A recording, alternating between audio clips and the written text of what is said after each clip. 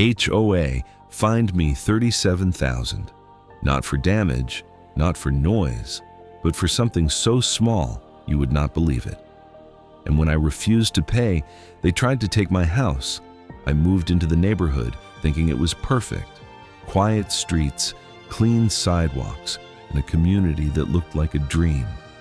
The HOA promised peace and order. But they never told me how far they were willing to go.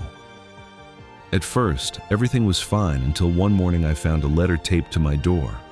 It said, "Violation. Notice trash bins visible from the street." I laughed because my trash bin was out for pickup, just like everyone else, still. The fine was $100. I thought it was just a misunderstanding, so I paid it. That was my first mistake. A week later, another letter arrived. Violation. Grass height. Exceeds limit. My grass was barely longer than my neighbor's. Fine, $250. Then another letter violation. Unauthorized flower pot. Fine, $500 at this point. It started to feel personal, like someone was watching me, waiting for me to mess up. I began to notice something strange. My neighbors were not getting fined. They had the same trash bins, the same lawns, the same decorations. But only my house kept getting letters, and the fines kept growing 100, then 250, then 500, and it did not stop. One day I opened a letter that made my hands shake. Total outstanding fines, $37,000. I stood there in silence.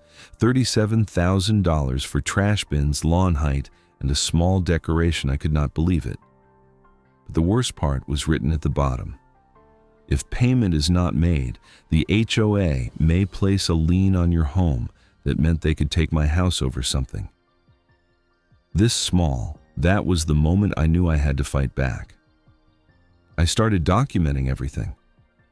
I took photos of my house, photos of my neighbors, and gathered proof that I was being targeted. What I discovered was even worse. The HOA was selectively enforcing rules. They were choosing who to punish, and I was their target. The reason was simple. I had once questioned their authority, and they did not like it. I contacted a lawyer and showed him everything, the fines, the letters, the photos. He looked at me and said, "This is not just unfair, this is illegal." We decided to take legal action, and the moment they received the notice, everything changed. The letters stopped, the threats disappeared, and suddenly, the HOA went quiet. In court, the truth came out: selective enforcement, abuse of power, and unfair treatment. The judge listened carefully, and it was clear he was not happy. The fines were dismissed completely, every single dollar gone. And that was not all. The HOA was ordered to compensate me for what they had done. That $37,000 fine disappeared, and the people who tried to take my home were exposed for what they really were.